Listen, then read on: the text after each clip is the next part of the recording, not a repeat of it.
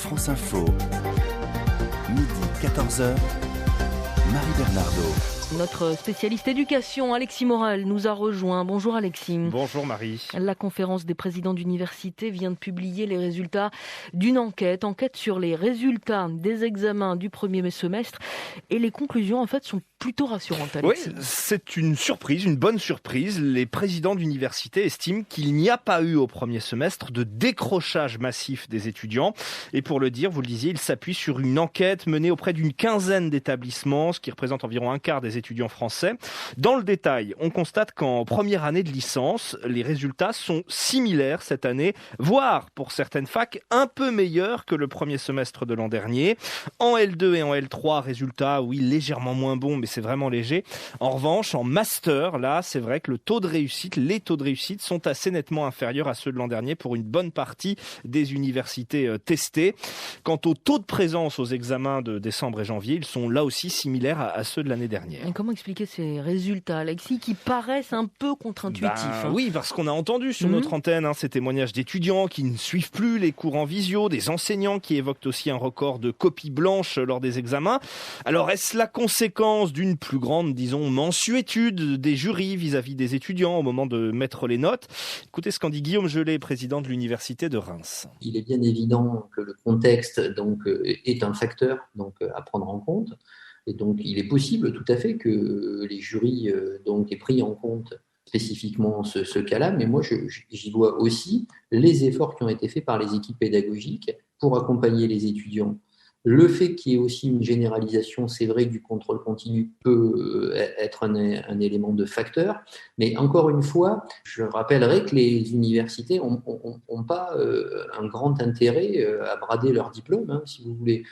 Les examens, les diplômes ne seront pas bradés selon la conférence des présidents d'université. D'ailleurs, la baisse de la réussite constatée en master prouve bien, selon ces patrons d'université, que les jurys sont restés exigeants. Les présidents d'université, Alexis, qui lancent un appel au gouvernement avant les annonces de l'exécutif ce soir. Et ne nous refermez surtout pas les campus en cas de confinement, car même s'ils ne constatent pas donc de décrochage massif, la situation demeure très fragile.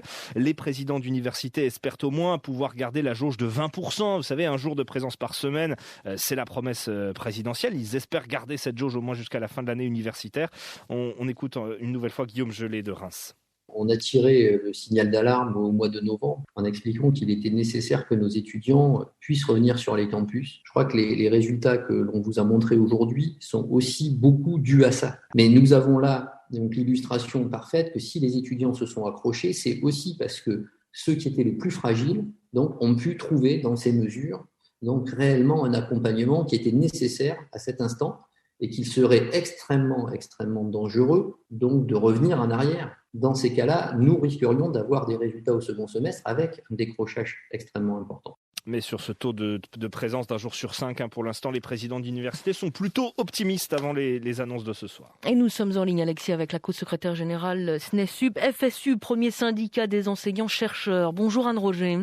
Bonjour. Ce que semblent dire donc les présidents d'université aujourd'hui, c'est que les étudiants, finalement, se sont plus accrochés qu'ils n'ont décroché. Est-ce que c'est votre constat aussi ?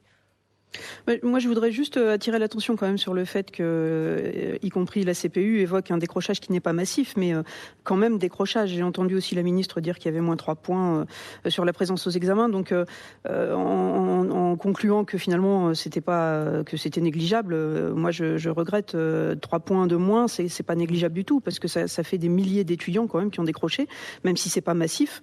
Ça nécessite quand même une analyse un peu plus qualitative pour se demander qui sont quand même ces étudiants qui ne sont quand même pas venus aux examens.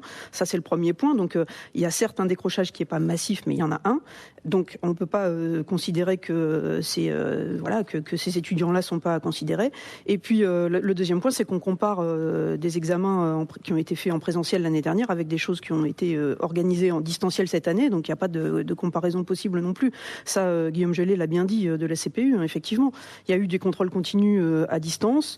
Il y a eu des contrôles même ponctuels ponctuel à distance. Et évidemment, c'est beaucoup plus facile pour un étudiant de se connecter, puis après d'éventuellement ne pas composer ou faire rapidement quelque chose, plutôt que de se déplacer sur un campus. Donc on compare des choses qui ne sont pas comparables. Donc méfiance sur les conclusions. Je serais beaucoup plus mesurée quant à ce non-décrochage. Et est-ce qu'il y a eu une plus grande mansuétude dans les corrections ? Alors de toute évidence, oui, ça c'est la difficulté de recueillir. C'est des choses qui sont qualitatives, donc c'est difficile de répondre précisément. Mais en tout cas, dès le mois de décembre, les témoignages qui nous sont revenus de nos collègues, c'est qu'effectivement ils ont réaménagé pour certains les programmes pour essayer de les adapter à ce qu'ils ont pu faire à distance. Donc ils évaluent évidemment ce qu'ils ont enseigné. Donc ce qui fait qu'effectivement, du coup, les résultats aux examens sont moins révélateurs. Il y a eu un énorme travail de lissage pour éviter le décrochage. Les collègues on fait, ça a été salué par la CPU, mais nous on salue aussi le travail qui a été fait par tous les collègues pour essayer de tenir les étudiants. Et effectivement, ça c'est une chose pour le premier semestre. Sur le deuxième semestre, on va voir un petit peu ce qu'il en est. Là, on ne compare que le premier semestre. Et j'ai envie aussi d'ajouter que ce qui a été dit là dans ce que j'ai entendu précédemment, que la qualité des diplômes serait maintenue. Ok, mais il ne faut pas oublier quand même qu'il y a pas mal de stages qui n'ont pas été effectués. Et donc on ne peut pas considérer que les formations sont à l'identique à partir du moment où on a eu des stages qui sont à modalité aménagée et voire même qui sont supprimés et on propose aux étudiants de faire un mémoire aménagé. Donc et attention. Ça peut participer de la baisse du niveau ? Oui, mais en fait, ça se verra pas forcément sur la note. C'est ça que je veux dire. C'est ça qu'il faut être très vigilant parce que du coup, la note, puisqu'on dispense certains étudiants de stage, ils seront notés avec cette dispense et donc du coup, la moyenne ne révélera pas ça.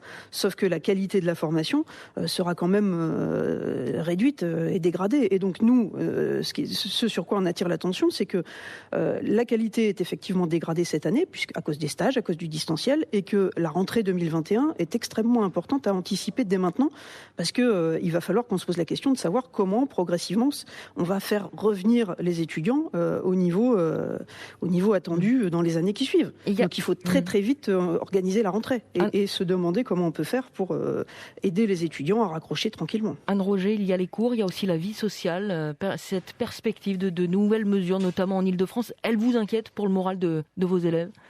Ah bah oui, elle nous inquiète beaucoup parce que on a déjà tiré la sonnette d'alarme dès le mois de décembre avec des étudiants qu'on trouvait très tristes ou qui décrochaient, silencieux, etc. Et donc ça ne fera qu'améliorer, c'est ce qu'on souhaiterait, mais ça ne fera que dégrader encore les choses si jamais on était amené à ressortir à nouveau des universités. Là, on est à 20%, ce qui est 3 fois rien, parce qu'on a dans certaines formations des étudiants qui sont parvenus, contrairement à ce qui semble être dit par ailleurs. Nous, en préparation CAPES, par exemple, les étudiants sont quasiment parvenus. Et donc si on ferme les universités, ce sera encore plus catastrophique, quoi. Enquête à laquelle vous mettez plusieurs bémols. Donc merci beaucoup Anne Roger d'avoir pris ces quelques minutes pour nous répondre. Co-secrétaire générale du SNESUP FSU, premier syndicat des enseignants-chercheurs.